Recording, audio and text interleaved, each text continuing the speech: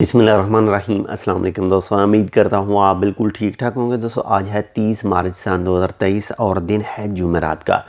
दोस्तों Oman ministry of health की तरफ से मारबर्ग वायरस के हवाले से एक पहली जो रिपोर्ट है वो शाया की गई है। मारबर्ग यानी MVD ये भी एक वबा है, एक वबाई बीमारी है। तो इस वक्त जो इस मौजूदा सूरत हाल में मौजूदा दिनों में जो केस सामने आ रहे हैं इसके ये आ रहे हैं जी। नंबर 1 पर तो तंजानिया में, और तंजानिया से पहले जो केस सामने आए थे वो इस्तवाई गनी में केस आए थे सामने। ये अफ्रीकी ममालिक हैं।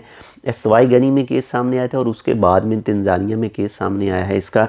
ये वबाई बीमारी है और इसका इसी हवाले से जो मिनिस्ट्री ऑफ हेल्थ की तरफ से कहा गया है कि इन दोनों ममालिक का जो सफ़र है वो ना करें। इंतहाई ज़रूरी आपको सफ़र करना है तो तब ही करें, वरना इन दोनों ममालिक का सफ़र ना करें।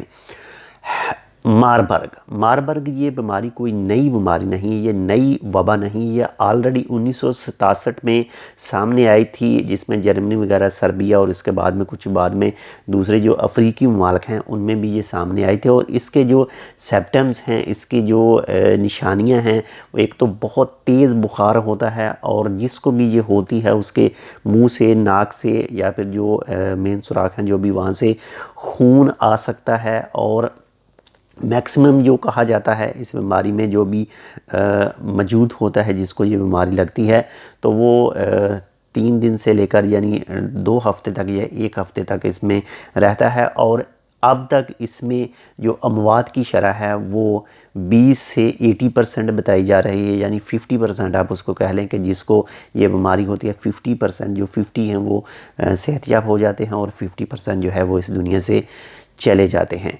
तो एहतियात हम सब के लिए ज़रूरी है। बाकी अल्लाह ताला खैर करे और ऐसी तमाम वबाएँ जो हैं वो जल्द से जल्द ख़त्म हो, हम सब को अपनी हिफ्ज़ व ईमान में रखे। तो हम सब को भी बहुत ज़्यादा एहतियात करने की ज़रूरत है। बाकी अल्लाह ताला खैर करे, जो पहले सीन बना था वो अब दोबारा ना हो। पहले बहुत ज़्यादा बुरे हालात हुए थे जो कोविड आया था उसकी वजह से। बाकी अल्लाह ताला खैर करे, अपना भी ख्याल रखिएगा, आपके साथ जो अटैच हैं उनका भी ख्याल रखिएगा। बाकी मज़ीद इसके हवाले से कोई अपडेट आती है तो वो भी इंशाल्लाह आपके साथ शेयर की जाएगी। बहुत ज़्यादा ख्याल रखिएगा। अल्लाह हाफ़िज़।